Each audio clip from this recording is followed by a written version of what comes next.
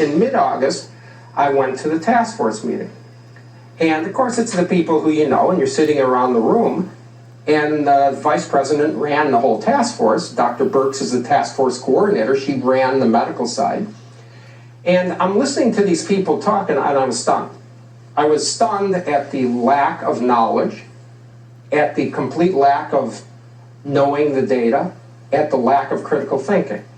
And so there's a discussion, and was Fauci in these meetings? Yep, Fauci, Birx, Redfield, a lot of people who were heads of agencies, Seema Verma, CMS. I mean, she's not medical.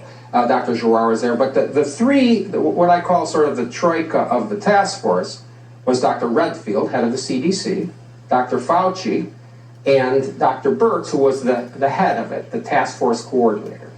And I would listen to them, and their discussions were, were off base. And so at my first meeting, the vice president turns to me and said, well, does everyone agree?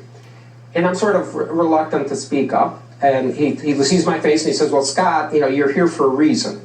I asked you to come here to say your opinion. If you disagree, say it. And I said, okay, I totally disagree.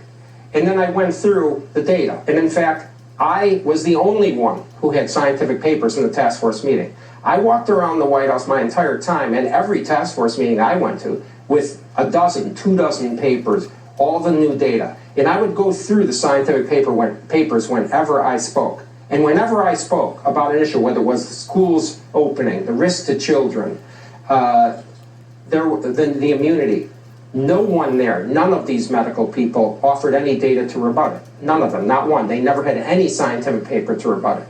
They would just say, I'm an outlier. Okay? They would say... So they would go after you personally? It was all personally. They were a unit. Birx, Fauci, and Redfield. In fact, Dr. Birx said in, say, January, February of this year that, I didn't know this at the time, she had an unwritten sort of contract agreement with Fauci and Redfield that if one of them got fired, they would all fire. They were in it together, and their history stems from HIV and AIDS. And I briefly mentioned this in the book. They worked together on AIDS. They worked together with one focus, by the way, to get a vaccine, which should ring a bell with what's happening. They were sort of a group of people. When you're in the government for 40 years in high positions, like Dr. Fauci, the people that are in government successfully are not there because they're neutral and therefore they can exist in different administrations. They're there because they understand how to navigate the politics. They understand how to make friends in various agencies. Okay, this is a very political position when you're a 40-year government bureaucrat. So I thought Dr. Fauci, from what I had, I think he's a smart guy. He knew the material from the emails that he wrote to his friends from February, March.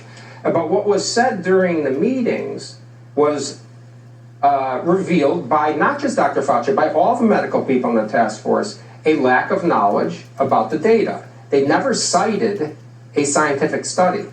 They never knew a critical assessment. They never gave a refutation of any study, nor a refutation or disagreement of each other. Never, not once. I mean, that's unheard of in science. There is no science without disagreement. Well, I was going to say, that's not science. There's no such thing. And so I'll give you an example. As a person who looks at science and papers, I was a scientific paper reviewer and an NIH grant reviewer for many, many years. You look at the methods section of a paper in a journal, meaning the materials and methods. How did you do the study design? If you see that's not good, that's not appropriate, you're done. It doesn't matter. You can't make a conclusion if the study was done incorrectly. Okay, so I evaluate the papers. I don't sit there and read the blurb of the paper in the New York Times. I look at the paper.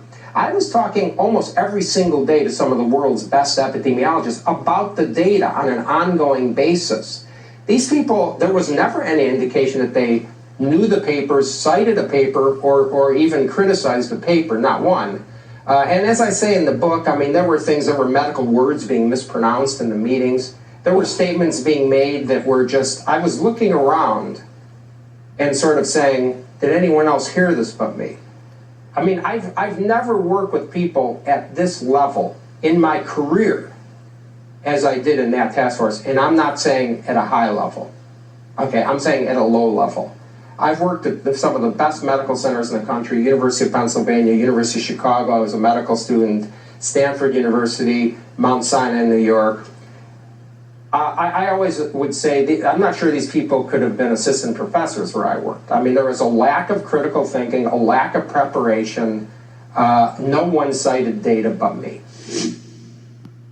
You can watch the full hour of our conversation with Dr. Scott Atlas on